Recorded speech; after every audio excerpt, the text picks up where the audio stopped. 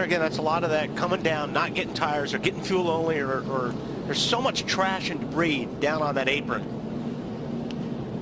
And it's hard to avoid. You can't hardly even see that stuff when you're down there, especially in a night race.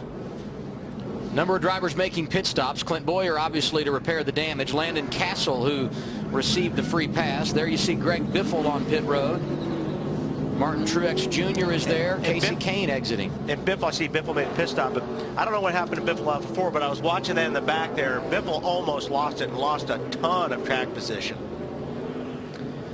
So we were riding on board with Tony Stewart. NASCAR fans voted at sprint.com/speed, and they said they wanted to ride shotgun with smoke, and they got to via the Evo Cam. Fuel your inner NASCAR fan with live in-car audio and real-time stats.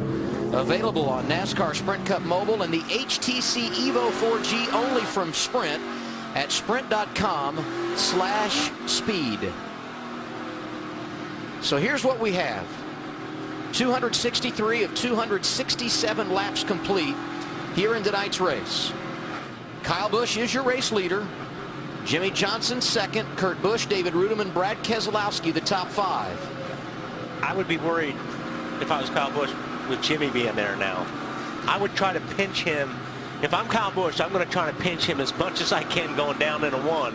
So he's got to lift, you know what I mean? Yes. To make that car push. Yeah. Jimmy Johnson, on the other hand, needs to try to get up there as far as he can going into 1, because this is what it's all about right here. It's this restart. Yeah, this is the proverbial slide move. Jimmy can drive in and take him up a little bit or something like that. Or at least get door to door. At least get door to door. But you know what? As free as these guys have talked about their cars being getting in the corner, it's tough to make yourself drive that deep into the corner, because everybody all night long has said free in, tight in the middle. And when you get that free feel going in and start to push up and turn that wheel, we saw it on the last restart with Matt Kenseth and a couple of those guys. Car breaks loose incredibly quick in the middle of the corner. But I think if Kyle's got it, when he comes down into 1, you just don't want to give the guy on the inside much room on a restart like this with 3 to go. It's okay on restart on lap 50. Sure. Yeah. This is for the marbles. This is for all the gold and all the marbles right here. Last time Kyle Busch pitted, lap 239. All those behind him coming at lap 256. And again, these two guys can get into each other and lift, and then you got a guy in the second row that's going to have a run that can take them both on. Yeah, I mean, this is going to be pretty cool to see what happens here. David Rudiman and that team have put themselves in position. It's like Zipadelli said, you've got to put yourself in position in the last part of the race. And Rudiman and 2 or 3 of these guys like Brad and Kenseth and those guys have put themselves. Newman's back up there. 2 laps to go, but this is not a green-white checker. We are still in regulation. Kyle Busch, the race leader. Jimmy Johnson right beside him, trying to muscle up and make it happen. Ryan Newman going low around Brad Keselowski, and there's Johnson on the inside for the race lead. And Kyle's just got a great run getting off of 2. He's got the momentum right there. But, boy, Jimmy Johnson had a good restart. And Ryan Newman had a great restart to make it 3 rounds. You see the left front of the 22 sparking going down the backstretch. Here they are 3 wide in the corner here. Matt is still struggling on these restarts. He goes sliding high. He's going to have a couple of guys go underneath him. 1 lap to go. Kyle Busch the race lead. Johnson and Rudiman right in his hip pocket.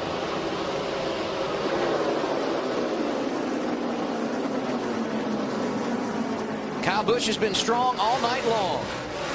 This is, as you look back, here's Carl Edwards up here. There's Jeff Gordon right behind these guys. These guys have come from nowhere to be in this race. And Kyle Busch going to be the first to put his name on the trophy at Kentucky. He leads coming to the checkers.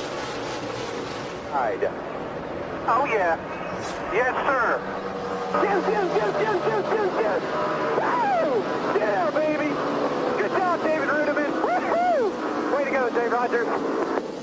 How about that, Rudiman? Great job. Of Kentucky, man. There'll never be an inaugural winner at Kentucky. Great job, Kyle Busch. Great job, guys. Thank you for all your work.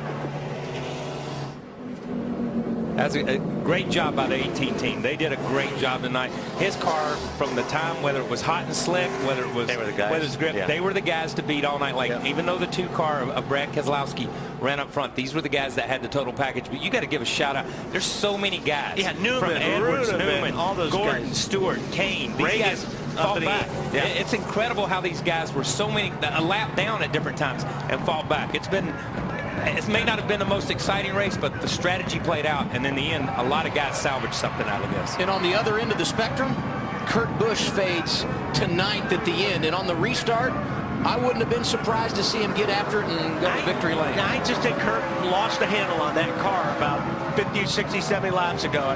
They just didn't have it. Guys like Jeff Gordon lapped down not too long ago. Good finish. Kyle Busch started at the rear after missing the drivers' meeting Friday night, rallied to the front, won the Truck Series race. Wrecked his primary car in qualifying yesterday for nationwide competition, started at the back in a backup, came to the field to finish 3rd. Tonight he started on the pole, and he gets his 3rd win of the year. It's the 22nd of his career.